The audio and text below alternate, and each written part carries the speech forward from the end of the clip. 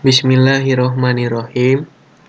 Assalamualaikum warahmatullahi wabarakatuh. Perkenalkan, nama saya Suradea Al-Aziz, NIM 11870700082.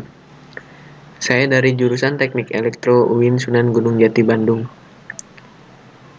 Pada video kali ini, saya akan membahas materi setelah UTS, yaitu materi mata kuliah Matematika Teknik 2. Nah, bab yang pertama ada deret Taylor. Sebelumnya, kita harus mengetahui terlebih dahulu apa itu Maclaurin series atau deret Maclaurin. Deret Maclaurin adalah penaksiran polinom derajat tak hingga, yang mana formulanya sebagai berikut. Fx sama dengan F0 atau fungsi dari Fx sama dengan 0 ditambah turunan pertamanya dikali 0 dikali X ditambah turunan keduanya dikali 0 dikali X kuadrat per 2 faktorial ditambah bisa juga turunan ketiganya atau F triple aksen. Maaf, saya tidak punya mouse saya di kosan, jadi saya manual pakai kursor laptop, dikali 0 dikali X pangkat 3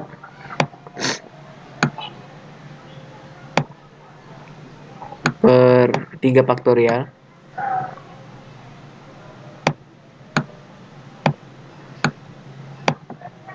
ditambah F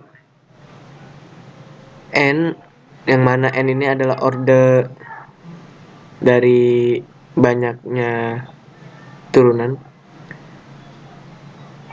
dikali 0 dikali X pangkat n per n faktorial dan seterusnya. Dengan catatan, deret tak hingga menyatakan bahwa akhirnya deret ini sama dengan fungsi sebenarnya, bukan penaksiran lagi. Jadi sampai tak hingga tetap sama dengan fungsi sebenarnya. Misal ada contoh sin 0. Gimana? Ini sin 0. Fx-nya sama dengan sin 0. Jadi kan turunan pertama dari sin 0 cos 0 dikali X dan seterusnya sesuai formula ini. Itulah deret Maclaurin. Selanjutnya ada deret Taylor atau Taylor series. Nah, tadi kan deret Maclaurin, dari awal kita selalu memulai perkiraan pada nilai X sama dengan 0. Jadi pada deret Maclaurin tuh X-nya harus sama dengan 0. Sesungguhnya kita bisa membuat deret polinom yang berasal dari titik manapun, atau X sama dengan X0. Nah, ini deret Taylor. Jadi X-nya tuh bisa sama dengan 7, bisa sama dengan 5, bisa sama dengan setengah. Itu deret Taylor. Jadi deret Maclaurin merupakan deret Taylor yang berpusat pada X0 sama dengan 0. Jadi X-nya sama dengan 0, X0-nya. Kita lanjut ke rumus umum deret Taylor. Formula dari deret Taylor bisa kalian lihat sendiri.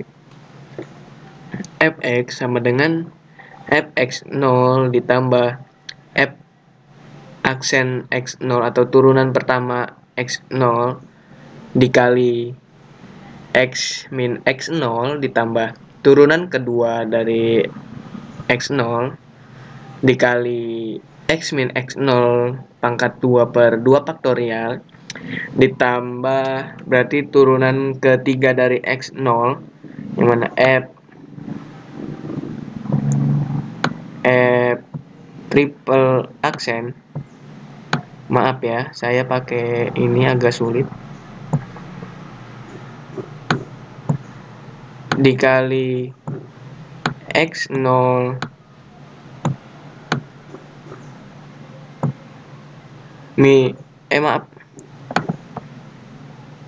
dikali X min X0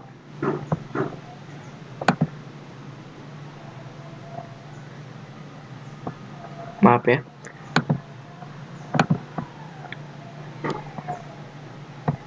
dikali X min X0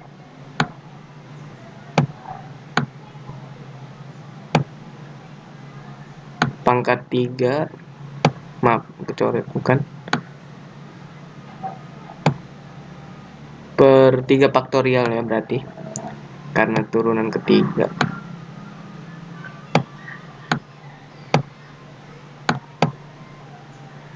Ditambah sampai orde ke n atau turunan ke n, yang mana fn dikali x0 dikali x min x0 pangkat n per n faktorial dan seterusnya. Itulah rumus umum Dirac-Taylor. Atau juga rumus ini atau penjumlahan ini bisa kita tuliskan dengan memakai sigma, yang mana sigma n sama dengan 0 f pangkat n dikali x0 dikali x min x0 pangkat n per n faktorial. Di sini ada grafik fungsi fx sama dengan sin 2 px. Ini fungsi sin 2 px. Sekarang kita mencoba mencari nilai fx di sekitar x sama dengan 0. Berarti bisa 0,30 atau 0,40, itu kan mereka di sekitar 0,35 kan. Berarti kita di sini menggunakan Dirac-Taylor dengan orde ke 0, yang mana cuma fx sama dengan f0 atau fungsi konstanta. Lihat ini, garis merah ini ya, fungsi konstanta. Misalkan kita tambah dengan atau sampai dengan orde ke 1. Nah, berarti kan ditambah turunan ke satunya. Jadi grafiknya berubah seperti ini, tetap lurus. Yang 0,35 kan di sini. Nah, jadi seperti ini. Ini juga sudah bagus sih, sudah berimpit. Tapi kalau mau lebih bagus kita pakai sampai orde ke-2 misalnya. Nah, seperti ini. Jadi bentuk grafiknya parabola seperti ini. Lebih bagus kan? Jadi deltanya lebih kecil atau errornya lebih kecil. Nah, ini ada lagi ordenya 10 atau T10. Maka delta yang dihasilkan atau error yang dihasilkan, maka semakin kecil dari yang sebelumnya. Nah, di sini, saya ada contoh nih. Bentuklah Dirac-Taylor untuk fx sama dengan ln x, di mana x0-nya sama dengan 1. Cari nilai fungsi dan turunannya untuk fungsi pada x0 sama dengan 1. Jadi kita akan cari turunan dulu dari ln x. Nah, turunan dari ln x kan sama dengan 1 per x. Terus kita masukkan ke formulanya. Jadi f aksen dikali x0 sama dengan 1 per 1. X1 sama dengan 1. Kita cari terus sampai turunan ketiga. Atau f triple aksen. Nah, lalu kita gunakan rumus umum Dirac-Taylor.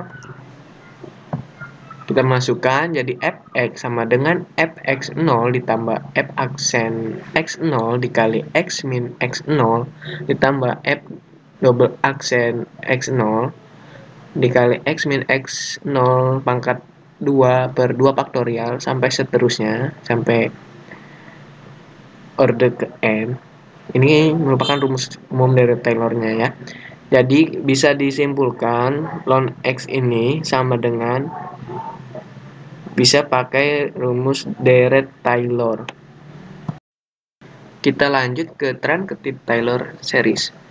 kita bisa memutuskan untuk membuat perkiraan dari sebuah fungsi hingga n derajat tertentu yang tak terhingga. Tapi tandanya kita ubah jadi sama dengan. Kita lihat ya. Nah, untuk mencari order ke n truncated Taylor series, maka seperti ini. Jadi ininya kita potong formulanya sampai order ke n. Walaupun di sini sebentar. Walaupun di sini ini kan kita potong sampai sini. Walaupun di sini masih ada lanjutannya dan ini yang disebut errornya. Lihat tandanya bukan sama dengan lagi, berubah jadi hampiran. Kita lanjut. Nah, contoh selanjutnya, carilah deret Taylor pada derajat atau order ketiga dari fungsi berikut. Nah, fungsinya fx sama dengan cos 2x. Dengan pusat x sama dengan pi per 4. Nah, karena udah dipotong sampai derajat ketiga, lihat sampai derajat ketiga, jadi tandanya bukan sama dengan, melainkan hampiran. Seperti ini. Nah, terus kita cari deh turunannya. Turunan dari cos 2x kan min 2 sin 2x. Kita masukin ke formulanya sampai turunan ke 3-nya. Kita masukin ke formulanya seperti ini. Ini lanjutannya. Setelah tadi kita masukkan hasilnya atau nilainya, terus hasil akhirnya seperti ini. Bisa dilihat sendiri kan? Masih berupa hampiran tandanya. Nah, kita lihat grafiknya. Yang mana garis biru ini adalah cos 2x dan yang merah ini P3x atau hasil yang tadi kita cari. Dan ini pusat yang tadi di soal, yang x0 sama dengan pi per 4. Yang mana ketika garis atau kurvanya tuh berada di daerah x0 sama dengan pi per 4, antara garis cos 2x dan P3x sangat berimpit, lihat. Hampir satu banget. Bisa dilihat kan? Pembahasan deret Taylor saya cukupkan sampai di situ. Selanjutnya saya akan membahas tentang persamaan nonlinear. Nah, pada persamaan nonlinear, metode-metodenya terbagi menjadi 6. Yang pertama ada metode tabel, yang kedua ada metode biseksi, yang ketiga ada metode regulasi palsi, yang keempat ada metode iterasi sederhana, yang kelima ada metode Newton-Raphson, dan yang keenam ada metode secant. Dan pada metode ini dibagi juga menjadi dua bagian, metode tertutup dan metode terbuka. Yang tiga awal ini, tabel, biseksi, dan regulasi palsi, adalah metode tertutup. Metode tertutup.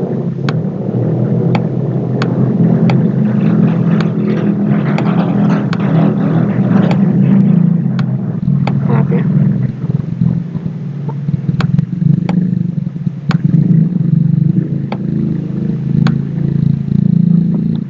Dan ke-4 sampai ke-6 yang iterasi sederhana, Newton, Raphson, dan secant adalah metode terbuka. Nggak usah saya tulis dah, ribet. Pokoknya ini metode terbuka ya. Kita lanjut. Nah, penyelesaian persamaan linear bisa dengan formula mx ditambah c sama dengan 0. Ini rumus umumnya, di mana M dan C adalah konstanta, dapat dihitung dengan, tadi kan ini rumusnya, mx plus C sama dengan 0, dan x-nya bisa kita cari, jadi x sama dengan min C per M. Sedangkan penyelesaian persamaan kuadrat seperti ax kuadrat plus bx plus c sama dengan 0 dapat dihitung dengan menggunakan rumus ABC. Ini rumus biasa nih ya, sering kita jumpai. X1, 2 sama dengan min B plus minus akar B kuadrat min 4AC per 2A. Adapun perbedaan antara metode tertutup dan metode terbuka, yang mana dengan metode tertutup itu mencari akar pada range A, B tertentu. Dalam range A, B dipastikan terdapat satu akar. Hasilnya selalu konvergen atau selalu mendapat hasil. Kan kalau divergen tidak ada hasilnya. Disebut juga metode konvergen. Sedangkan metode terbuka diperlukan tebakan awal. Xn dipakai untuk menghitung Xn plus 1. Hasilnya dapat konvergen ataupun divergen. Kita lanjut ke teorinya. Suatu range atau selang, di sini ada X sama dengan A, B, mempunyai akar bila FA dan FB berlawanan tanda atau memenuhi FA dikali FB kurang dari 0. Teorema di atas dapat dijelaskan dengan grafik-grafik sebagai berikut. Nah, misalnya di sini ada grafik. Ini ada sumbu Y dan ini sumbu X. Ini sumbu X. Nah, kita lihat kan kurvanya ini menyeberangi sumbu X. Jadi ini kita bisa, maksudnya grafik ini memiliki akar karena kurva fx-nya memotong sumbu X. Ini adalah akarnya. Nah, karena FA dikali FB kurang dari 0, maka pada range X sama dengan A, B terdapat akar. Ini adalah akarnya. Kalau kita ada di beda situasi seperti ini tetap sumbu Y dan ini sumbu X. Nah, karena kurva atau grafik fx-nya tidak memotong sumbu X, dua-duanya positif kan di atas. Ini FA, ini FB-nya. Jadi pada grafik ini tidak memiliki akar. Karena akar kan yang tadi yang memotong sumbu fx yang memotong sumbu X. Karena FA dikali FB lebih besar dari 0 atau positif kan, ini positif. Maka pada range X sama dengan A, B tidak dapat dikatakan terdapat akar. Tidak dapat akar. Sama seperti situasi ini. Nah, tidak ada yang memotong sumbu X kan. Jadi grafik ini juga tidak dapat dikatakan adanya akar. Ini metode tabel. Metode tabel atau pembagian area di mana untuk X di antara A dan B dibagi sebanyak N. Bebas nih, sebanyak berapa bagian. Dan pada masing-masing bagian dihitung nilai fx-nya. Sehingga diperoleh tabel seperti ini. Lihat, ada X1, X2, X3 sebanyak yang kita mau. Sebagai contoh, misal lihat di sini. Nah, misalnya di sini ada kurva. Nah, ini ada A.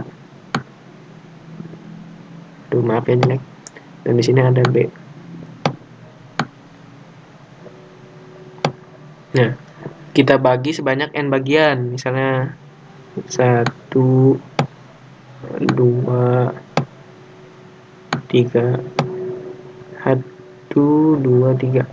Nah, sebanyak ini harus sama besarnya. Terus bagian-bagian ini atau X1, X2 dan seterusnya ini kita hubungin ke kurva fx-nya. Misalnya ke sini. Ini sini. Nah, lalu kita cari nih bagian mana yang paling mendekati fx sama dengan 0. Kalau kita lihat berarti yang ini kan. Nah, seperti itu. Di sini ada contoh. Selesaikan persamaan fx sama dengan x plus e pangkat x sama dengan 0 dengan range x sama dengan min 1 sampai 0. Untuk mendapatkan penyelesaian dari persamaan di atas, range x sama dengan min 1 sampai 0 dibagi menjadi 10 sehingga diperoleh, nah, bagiannya dibagi menjadi 10 bagian. Ini. Terus kita cari fx-nya. Tuh. Kita cari fx-nya, dan kalau tadi kan fx, kalau persamaan nonlinear, fx-nya harus sama dengan 0.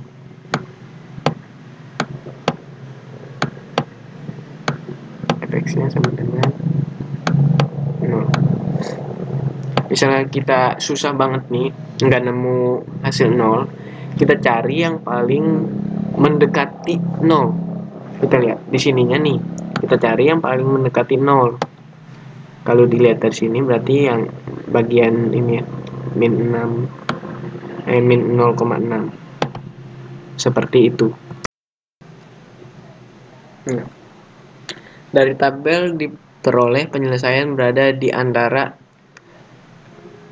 bagian 0, min 0,6 dan min 0,5. Oh, berarti yang tadi ini min 0,5 juga dianggap mendekati 0. Ya. Dengan nilai fx masing-masing min 0,0512 dan 0,1065 sehingga dapat diambil keputusan penyelesaiannya di x min 0,6.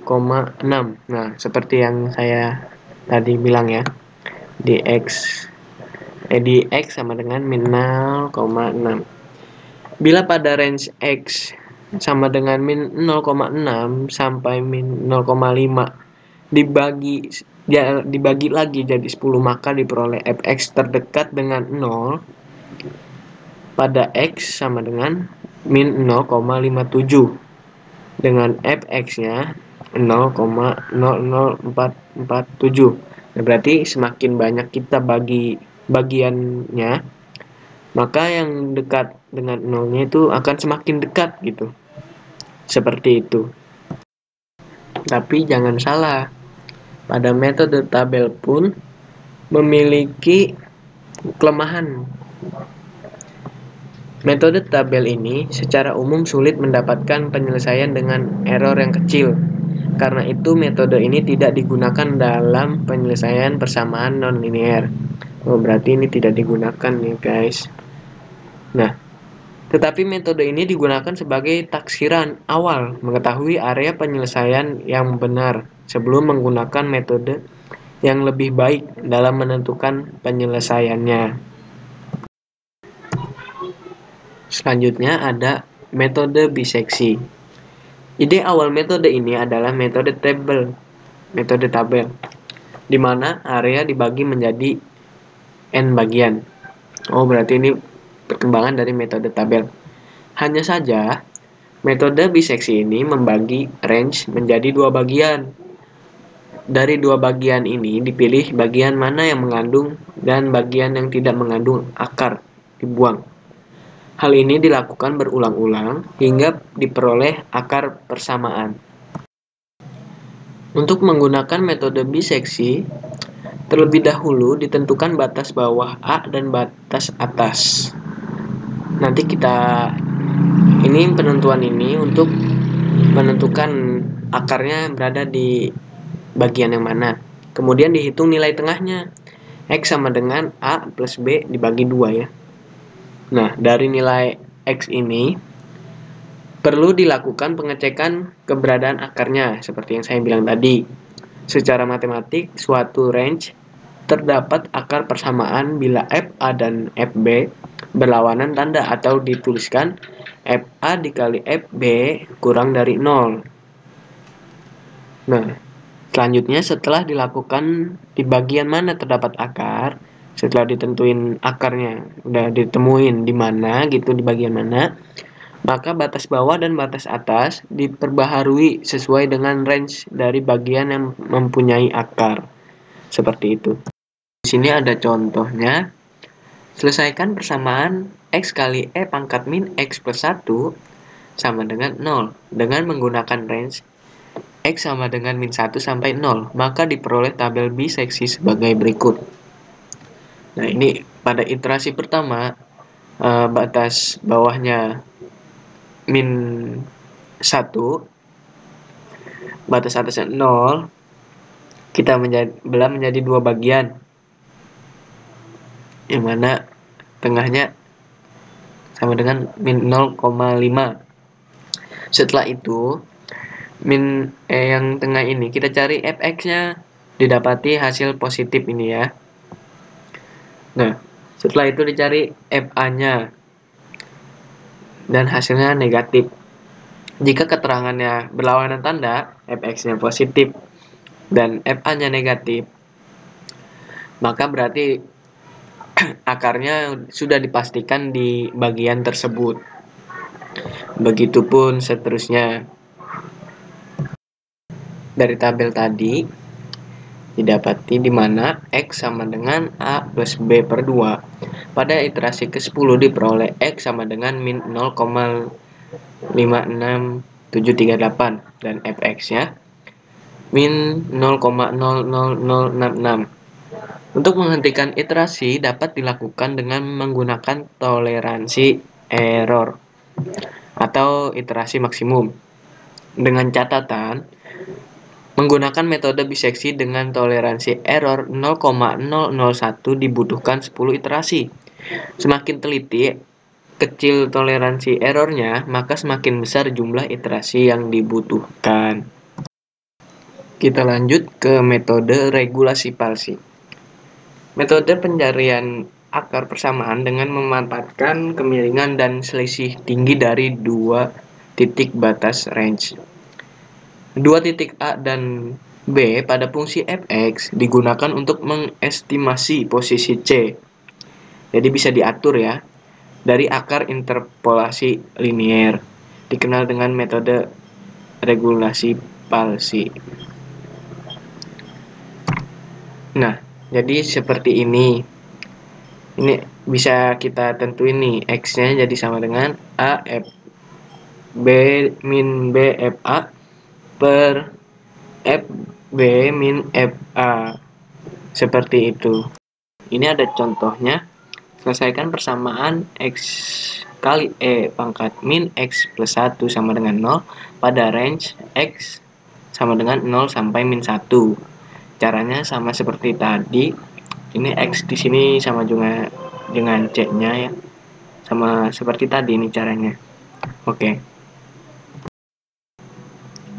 Begitu juga ininya, masih sama. Sehingga ditemui akar persamaan diperoleh di X sama dengan min 0,56741 dengan kesalahan 0,00074. Lanjut kita ke metode iterasi sederhana. Metode iterasi sederhana adalah metode yang memisahkan X dengan sebagian X yang lain, sehingga diperoleh X sama dengan GX. Contoh, X min E pangkat X sama dengan 0. Diubah X sama dengan E pangkat X atau GX sama dengan E pangkat X. GX inilah yang menjadi dasar iterasi pada metode iterasi sederhana ini. Nah, ada contohnya. Carilah akar persamaan fx sama dengan x kuadrat min 2x min 3. Atau ini bisa kita faktorkan menjadi x min 3 dikali x plus 1 ya. Terus kita ini kita masukin ke ini. Jadi X sama dengan akar 2X plus 3. Nah, karena ini merupakan metode terbuka, jadi memiliki tebakan awal. Tebakan awalnya itu 4. Dan minimal error yang harus kita dapat itu 0,00001.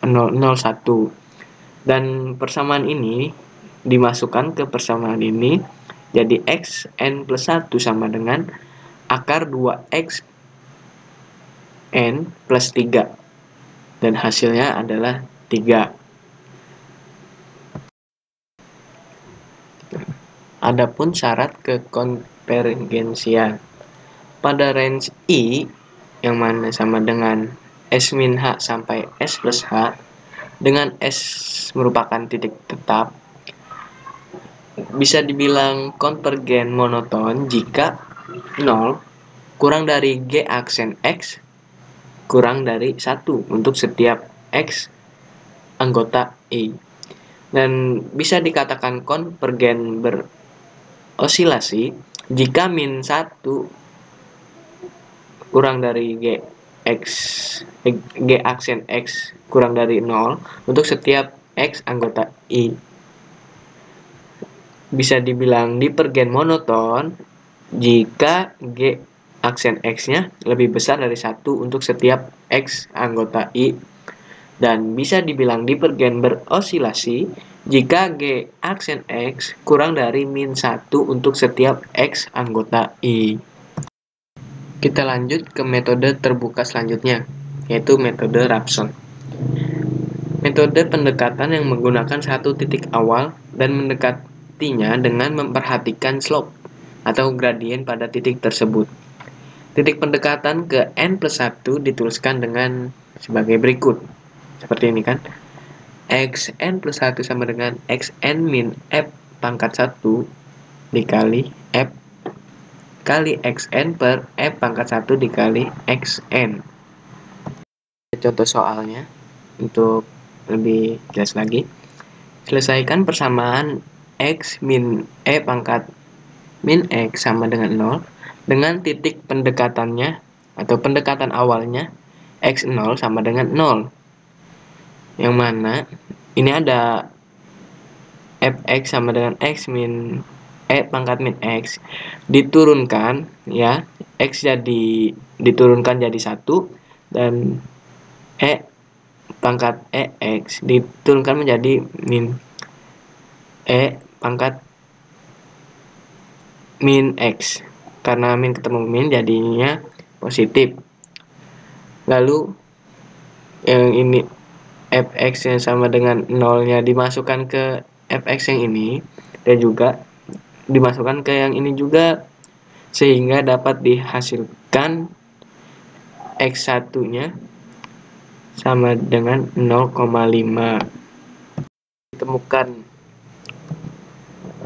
X1-nya sama dengan 0,5, lalu kita masukkan X1-nya yang 0,5 tadi ke persamaan ini, sehingga diperoleh errornya min 0,106631. Nah, ini masih terlalu jauh dengan 0 ya. Maka dari itu kita lanjut ke X2 dan masih jauh juga walaupun semakin dekat sampai ke X3, sehingga persamaan akarnya adalah X sama dengan 0,567143 ya. Seperti itu. Ke contoh selanjutnya, di sini kita mempunyai Fx sama dengan X plus E pangkat min X cos X min 2 sama dengan 0. Kita cari turunannya seperti ini. Jadi ini. Dan di sini kita memakai 0 sampai 4 iterasi. Yang mana pada iterasi keempat ini errornya semakin kecil Fx-nya. Kita lihat. Nah, maka sehingga disimpulkan akarnya terletak di X sama dengan 2,05989. Kita lanjut lagi. ke metode pengembangan dari Newton-Raphson, yaitu metode secant. Metode Newton-Raphson memerlukan perhitungan turunan fungsi f aksen x. Tidak semua fungsi mudah dicari turunannya, terutama fungsi yang bentuknya rumit. Turunan fungsi dapat dihilangkan dengan cara menggantinya dengan bentuk lain yang ekivalen. Modifikasi metode Newton-Raphson dinamakan metode secant. Di sini ada rumus, ketika ini kita substitusikan ke sini, maka akan dihasilkan turunannya seperti ini. Ya. Di sini ada contohnya. Ambil X0 sama dengan 0,8 dan X1 sama dengan 0,9. Maka dapat dihitung Y0 sama dengan Fx0 sama dengan min 0,16879. Y1 sama dengan Fx1 sama dengan 0,037518. Dan di sini kita memakai 3 iterasi. Yang pertama, X2 sama dengan X1 min Y1, X1 min X0 per Y1 min Y0, dan didapati sama dengan 0,88185. Iterasinya yang kedua seperti ini, yang ketiga seperti ini, sehingga diperoleh akar X sama dengan 0,882534. Ya. Kita iterasi yang ketiga. Lanjut lagi, penentuan nilai maksimal dan minimal fungsi nonlinear. Nilai maksimal dan minimal dari fx memenuhi f aksen x sama dengan 0. Jadi turunan pertamanya ya. Dan turunan pertama ini bisa kita ganti menggunakan Gx, dimana Gx sama dengan 0. Ini bisa juga kita cari akarnya. Menentukan nilai maksimal atau minimal pada turunan kedua X. Contoh, tentukan nilai minimal dari fx sama dengan x kuadrat min x plus 1 dikali e pangkat min 2x plus 1. Nah, ini yang mana nilai minimalnya? Nilai minimalnya yang ini. Ya. Yang bawah ini. Antara 0, min 0,4 dan min 0,2. Nah, untuk menentukan nilai minimal terlebih dahulu, dihitung Gx sama dengan F aksen X, yang mana Gx-nya sama dengan 2x min E pangkat min 2x plus 2 dikali x plus 1 dikali E pangkat min 2x sama dengan 2x plus 2x plus 1 dikali E pangkat min 2x. Jadi permasalahannya menjadi menyelesaikan persamaan 2x plus 2x plus 1 dikali E min 2x sama dengan 0. Dengan menggunakan metode secant diperoleh seperti ini dengan 4 iterasi, sehingga akar persamaan di X sama dengan min 0,329523 karena errornya sangat kecil. Jadi nilai minimal fungsi fx terletak di sini, ya, di iterasi keempat. Nah, ini menghitung titik potong dua buah kurva. Di sini ada dua buah kurva nih. Ada Y sama dengan Gx dan Y sama dengan Fx. Jadi kita cari nih berapakah titik potongnya di X berapa gitu. Nah, pada ini kita anggap sama antara Fx dan Gx, atau Fx min Gx sama dengan 0. Nah, ini juga bisa kita carikan akarnya. Kita lanjut ke bab selanjutnya, yaitu eliminasi Gauss yang terletak pada sistem persamaan aljabar linier. Sebelumnya kita bahas ulang terlebih dahulu. Sistem persamaan aljabar linier memiliki bentuk umum seperti ini. Ya. yang mana dapat kita ubah menjadi 3 buah matriks. Matriks koefisien, matriks variabelnya, dan matriks konstantanya. Metode-metode untuk menyelesaikan sistem persamaan aljabar linear, yang pertama ada metode eliminasi, yaitu Gauss dan Gauss-Jordan. Metode iterasi Jacob dan Gauss-Seidel. Dan metode dekomposisi Lu dan Cholesky. Ini ada matriks. Matriks sudah sangat seringnya kita mempelajari matriks, dan operasinya juga ada penjumlahan atau pengurangan, perkalian, transpos, invers matriks, dan determinan. Contohnya ya pasti kita semua sudah tahu matriks itu seperti ini bentuknya. Jenis-jenis matriks ada matriks bujur sangkar, diagonal, identitas, segitiga atas atau bawah, simetri, baris, dan kolom. Nah, untuk penyelesaiannya ada 4 nih. Yang pertama, penyelesaian ada dan tunggal. Lihat titik potongnya ini ada, tunggal hanya satu. Ada penyelesaian tak ada, tidak ada. Ini ada, kondisinya buruk. Lihat, buruk banget nih, nggak tahu nih di sebelah mananya. Dan tak terhingga.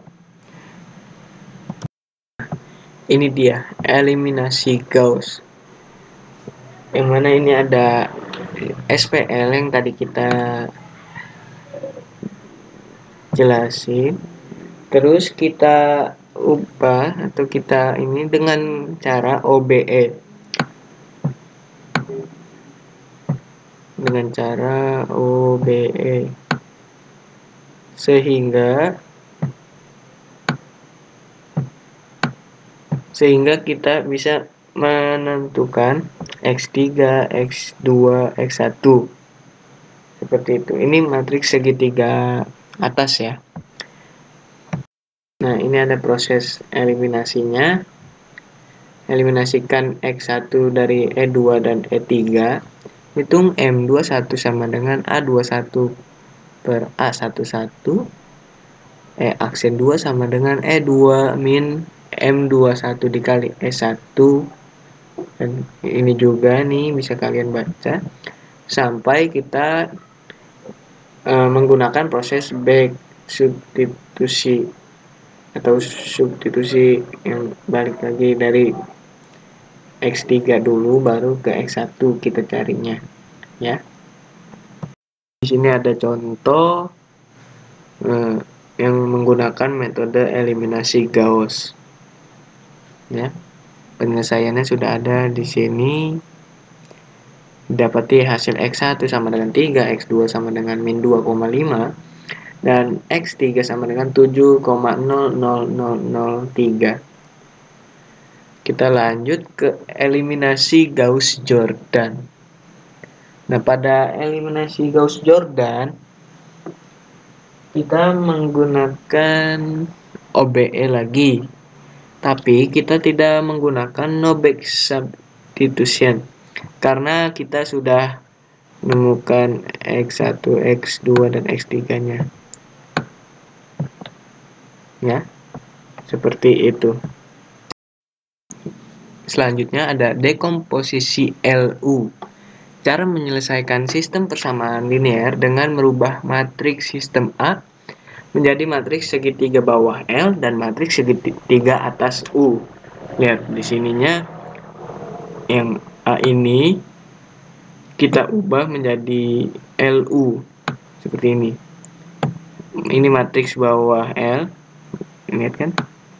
Karena nolnya 3 di sini atas. Dan ini matriks segitiga atas U. Lihat. Ininya tetap kita turunin X-nya dan konstantanya juga tetap. Ini ada dekomposisi Lu jenis naif. Ini diturunkan dari proses eliminasi Gauss, di mana L elemen pengali MIJ dalam proses eliminasi, dan U merupakan matriks segitiga atas hasil dari proses eliminasi. Lihat di sini SPL-nya.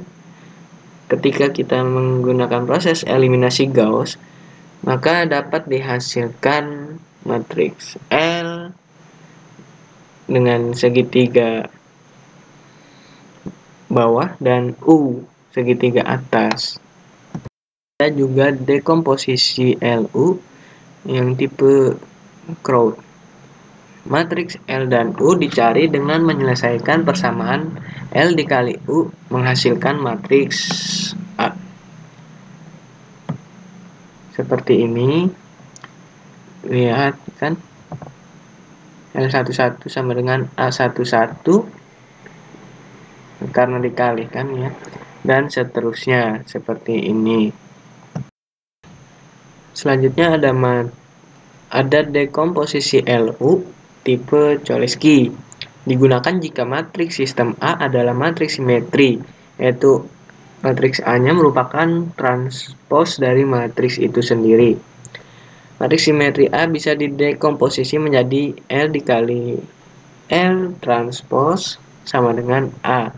Caranya seperti yang tadi, tinggal dimasukkan saja. Ya, seperti itu. Kita lanjut, iterasi Gauss-Seidel. Cara menyelesaikan sistem persamaan linear yang dilakukan secara iteratif. Biasanya digunakan untuk sistem yang besar, n-nya ratusan, di mana metode eliminasi tak mampu lagi karena terlalu banyak pembulatan yang dilakukan. Di sini tetap ada SPL, tapi tidak dibuat menjadi matriks, malah dibuat menjadi iterasi seperti ini. Kemudian diubah menjadi ke X1 sama dengan atau seterusnya sampai Xn sama dengan. Misal baris pertama X1 sama dengan, baris kedua X2 sama dengan, sampai ke Xn. Iterasi pertama dimulai dengan tekanan awal X2 sampai Xn sama dengan 0. Dihitung nilai X1. Berikutnya dihitung X2 dengan X1 adalah hasil sebelumnya dan X3 sampai Xn sama dengan 0. Begitu seterusnya sampai dihitung Xn dengan X1 sampai X1 sampai Xn min 1 adalah nilai-nilai hasil perhitungan sebelumnya. Proses iterasi diteruskan sampai diperoleh nilai-nilai X yang konvergen. Lanjut lagi, iterasi Jacobi. Mirip dengan Gauss-Seidel, hanya semua nilai-nilai yang diperoleh di iterasi ke I baru akan digunakan lagi pada iterasi ke I plus 1. Iterasi pertama dimulai dengan tekanan awal X2 sampai Xn sama dengan 0. Dihitung nilai X1. Berikutnya dihitung X2 dengan X1, X3 sampai Xn sama dengan 0. Begitu seterusnya sampai dihitung Xn dengan X1 sampai Xn min 1 sama dengan 0. Iterasi berikutnya dihitung berdasarkan nilai-nilai X yang diperoleh pada iterasi sebelumnya. Proses iterasi diteruskan sampai diperoleh nilai-nilai X yang konvergen. Lanjut ke bab terakhir, yaitu interpolasi. Interpolasi berguna untuk menaksir harga-harga tengah antara titik data yang sudah tepat. Interpolasi mempunyai orde atau derajat. Interpolasi terbagi menjadi dua, yaitu interpolasi beda terbagi Newton dan interpolasi Lagrange. Ini ada interpolasi beda terbagi Newton.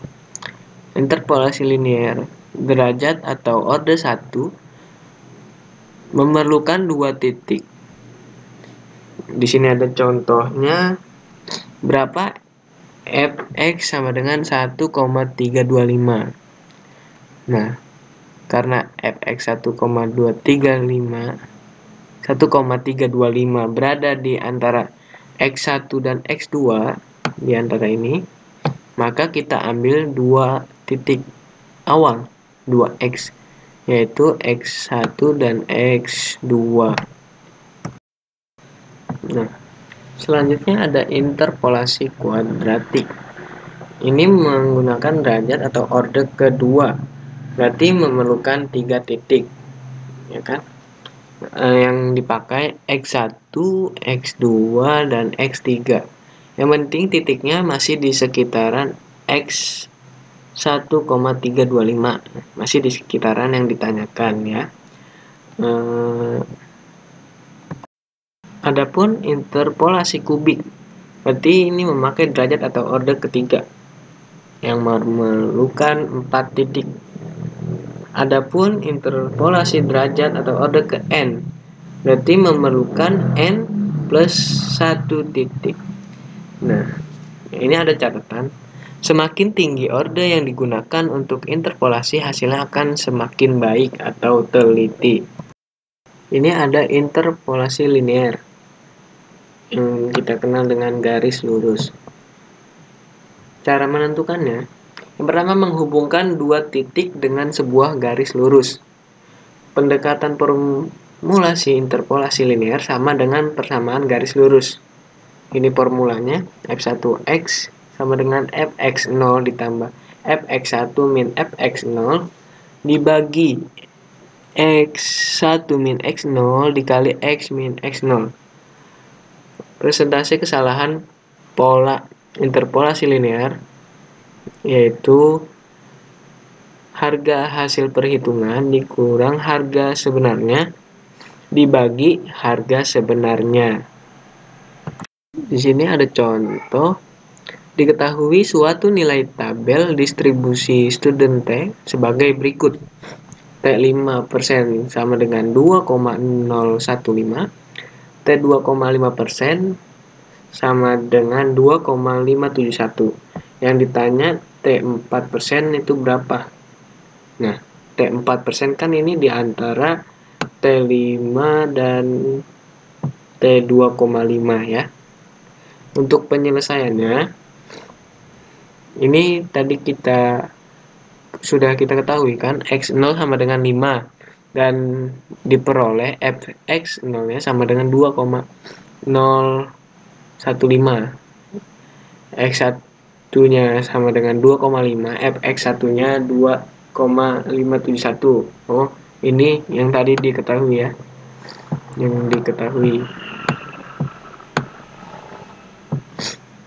Terus yang ditanya X4 fx-nya berapa gitu.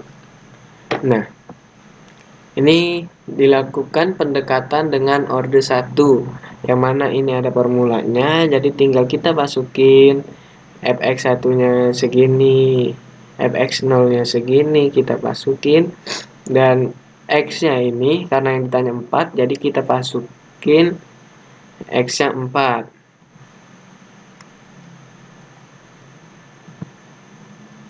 Ya, dan hasilnya bisa kita ini berarti ini bisa kalau dijumlah semuanya menjadi 2,237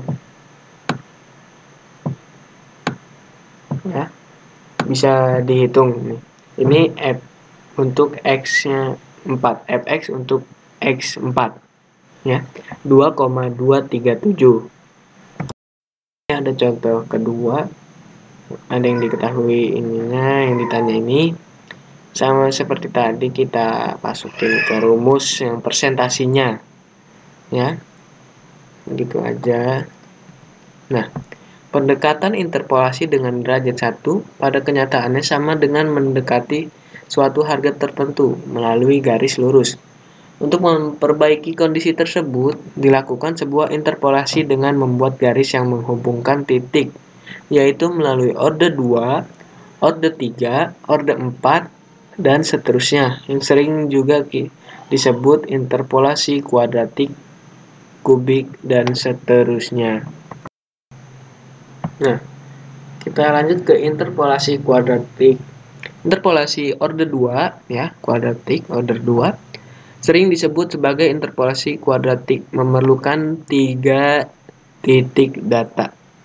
Bentuk polinomialnya seperti ini. Ya, ini jadi persamaan kuadrat. F2X sama dengan A0 ditambah A1X ditambah A2X kuadrat. Dengan mengambil A0-nya sama dengan B0 min B1X0 ditambah B2X0X1, A1-nya B1 min B2X0 ditambah B2X1, dan A2-nya sama dengan B2. Nah, sehingga kita masukin ke rumus pendekatan dengan garis linear ini, pendekatan dengan kelengkungannya yang ini, dengan B0-nya fx0, B1-nya fx1 min fx0 per x1 min x0, dan B2-nya ini. Untuk selanjutnya, interpolasi kubik sama seperti sebelumnya. Ini cuma bedanya di pangkatnya, ini pangkat 3, kubik orde ketiga ya. Nah, dengan B0, B1, B2, B3-nya bisa dicari dengan rumus ini, dengan formula ini. Ini ada contoh, hitung nilai tabel distribusi student T pada derajat bebas dengan alpha sama dengan 4% jika diketahui ada 4 titik ini. Ya. Dengan interpolasi Newton orde 2 dan orde 3. Nah, ini penyelesaian interpolasi orde 2 yang membutuhkan 3 titik, X05, X1, 2,5, X21 dapat diperoleh fx-nya masing-masing, fx0, x0, x1, x2-nya, dan ini B0, B1, B2-nya ya. Sehingga F2X-nya sama dengan 2,121 dengan menggunakan formula yang tadi. Nah, sedangkan penyelesaian dengan interpolasi Newton orde 3, kita membutuhkan 4 titik. Berarti kita pakai X0, X1, X2, X3-nya secara berturut-turut 5, 2,5, 1, dan 10. Sehingga diperoleh Fx-nya sebagai berikut, dan kita peroleh juga B0, B1, B2, B3-nya sebagai berikut seperti formula. Nah, lanjut ke interpolasi Lagrange. Interpolasi ini pada dasarnya dilakukan untuk menghindari perhitungan dari diferensiasi terbagi hingga interpolasi Newton. Rumusnya Fnx sama dengan sigma I sama dengan 0 Li kali X dikali Fxi, dengan Lix sama dengan